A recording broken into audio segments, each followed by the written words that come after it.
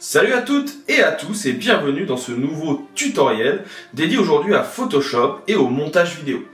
Dans ce tutoriel, je vous invite à découvrir comment intégrer dans un fond vert sur une vidéo un élément directement depuis Photoshop.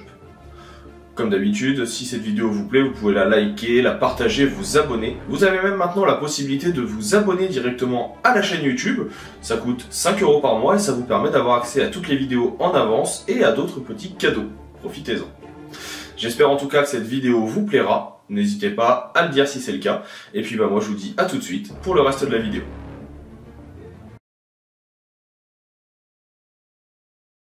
Passons donc à notre prochain cas pratique. Ici, on va s'intéresser à la suppression d'un fond vert. Attention, cette technique ne marche que sur des plans fixes. Ici, on n'est pas totalement sur un plan fixe, donc il y aura un petit défaut, mais ça vous permettra quand même de comprendre comment cela fonctionne.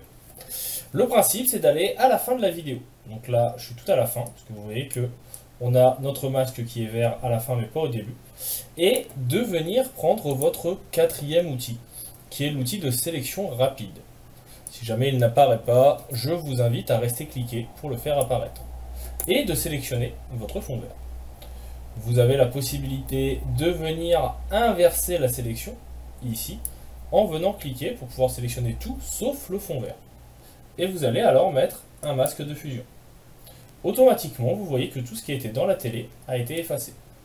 Comme ici on n'est pas sur un plan fixe, quand on va se déplacer, malheureusement la taille du fond vert va rester identique. Donc il y aura un effet d'agrandissement qui se mettra en place, qui n'est pas forcément optimal.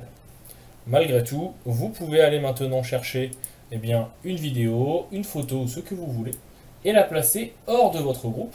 Donc là, je vais venir la placer ici, dans le groupe vidéo, ou plutôt à l'extérieur, et en dessous. Pourquoi en dessous? Tout simplement parce que de cette façon, mon calque qui est ici, je vais pouvoir venir le faire glisser derrière ma télé, et je vais pouvoir venir, si je le souhaite, le déplacer, et le mettre à la position souhaitée. Alors attention, vous voyez que des fois, il y a encore des petits soucis, si vous allez trop loin à la fin. Mais là, je peux venir modifier ma vidéo, je peux venir réduire sa taille, et comme on l'a vu un petit peu plus tôt avec les effets de zoom, je vais même pouvoir venir l'agrandir, ou non, si j'en ai besoin. Là, j'ai choisi cette vidéo parce qu'on a justement déjà un effet de zoom qui va se mettre plus ou moins en place. Alors là, c'est un petit peu lent, tout simplement parce que sur la vidéo choisie, il y a beaucoup de temps de chargement, mais vous pouvez bien sûr venir arranger la chose déjà en agrandissant votre rush, et vous aurez donc les deux éléments qui se mettront en place. Alors là, ce que je vois surtout, c'est qu'il ne m'a gardé qu'une seule frame, là où il aurait fallu qu'il me garde tout.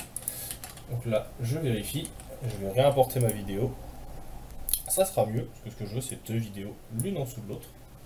Voilà, non, il veut pas. On commence, des fois il y a des petits bugs comme ça. Voilà, là qui est mieux. Je viens donc le mettre en dessous du groupe vidéo, comme je le disais.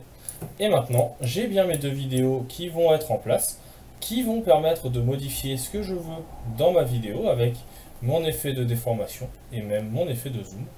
Bien sûr, je peux venir ralentir ou réduire ici ma timeline, parce que si je vais jusqu'au bout, ça va être beaucoup trop long.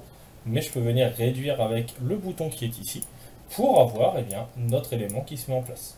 Si jamais vous voyez également qu'il y a un moment où ce n'est pas suffisant, on voit qu'il reste encore un petit peu de fond vert, à tout moment vous pouvez venir recliquer ici, décocher votre petit cadenas qui est entre votre fond vert, enfin votre image et votre masque, et avec votre outil de masque en lui-même, vous pouvez faire un CTRL T maintenant, qui vous permet de ne modifier soit que le masque, soit l'entièreté de l'image. Nous, ce qu'on veut ici, c'est le masque. Donc, on va se mettre dessus. Je peux prendre un pinceau. On vérifie bien qu'on est avec du noir. Et ici, on peut venir... D'ailleurs, c'est pas avec du noir. Et donc là, on peut venir effacer ce qui est trop présent encore sur les côtés. Alors, si vous avez une tablette graphique, vous aurez un peu plus de précision. Sinon, vous pouvez essayer de le faire comme je le fais ici à la souris. Il faut essayer d'avoir la main un peu sûre pour être tranquillement adapté. Et donc, on vient adapter comme il faut. Et vous avez votre montage qui est fait avec votre écran qui a été changé.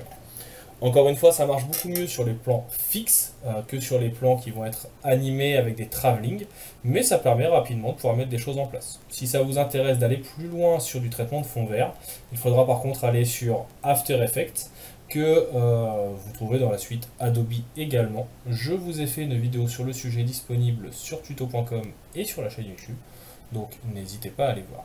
On va maintenant s'attaquer à un autre petit exercice dans cette formation, dans la prochaine vidéo.